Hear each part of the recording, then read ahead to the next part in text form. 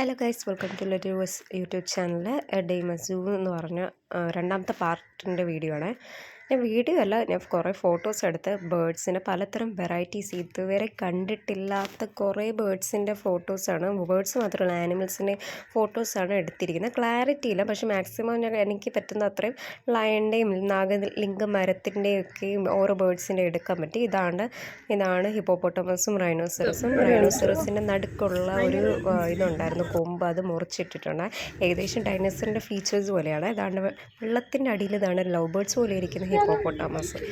അങ്ങനെ ഇതെല്ലാം കണ്ട് കഴിഞ്ഞിട്ടാണ് ഗൈസ് ഞങ്ങൾ ദാണ്ട് പലതരം ഫോട്ടോ എടുക്കാനായിട്ട് ഇരിക്കുന്നതാണ്ട്. ഇതുവരെ കണ്ടിട്ടില്ലാത്ത കുറേ ആനിമൽസിനെ കാണാൻ പറ്റി.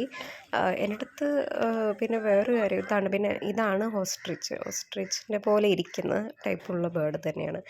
അത് ഇച്ചിരി കൂടെ ഉണ്ട്.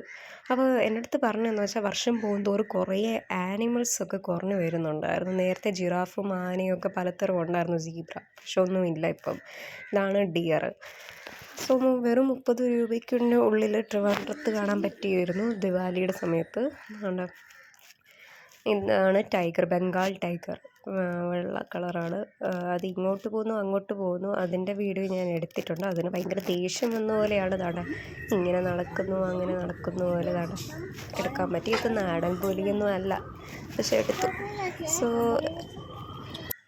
ഇതെല്ലാം എടുത്ത് കഴിഞ്ഞപ്പം ഞങ്ങൾ അടുത്ത സ്ഥലത്ത് പോകാനായിട്ട് ഞങ്ങളിരുന്നു. ഇതാണ് ഞങ്ങൾ ഉദ്ദേശിച്ച് കാണാനായ ലെപ്പേഡ്.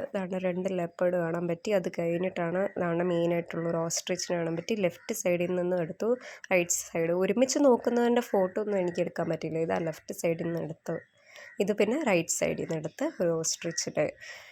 സോ ഇതെല്ലാം കണ്ട് കഴിഞ്ഞിട്ടാണ് ഞങ്ങൾ സർപ്പത്തിൻ്റെ അത് കാണാൻ പറ്റി. പലതരം സ്നേക്സ് ഉണ്ട്, ചേരയുണ്ട്, കോബ്രയുണ്ട്, ആനക്കൊണ്ടയുണ്ട്. ഒന്നും വീഡിയോ എടുക്കാൻ പാടില്ല എന്നാണ് പറഞ്ഞത്. പലതരം ഉണ്ടായിരുന്നു.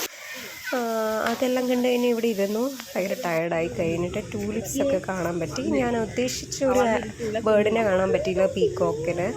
അവസാനം ഞാൻ മനസ്സിൽ ആഗ്രഹിച്ച പോലെ കാണാൻ പറ്റി. പീക്കോക്കിൻ്റെ ഫോട്ടോ എനിക്ക് എടുക്കാൻ പറ്റി.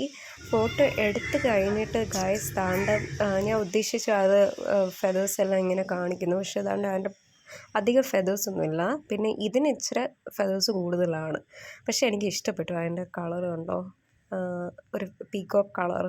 അപ്പോൾ ഇതെല്ലാം കണ്ട് കഴിഞ്ഞിട്ടാണ് ഗൈസ് ഞങ്ങൾ തിരിച്ച് വീട്ടിൽ പോകുന്നതിന് മുന്നേ ഐസ്ക്രീം കഴിച്ചിട്ട് പോകാമെന്ന് വിചാരിച്ചു. സോ ഇത്രയേ ഉള്ളൂ ഗൈസ്. That's it. ബൈ.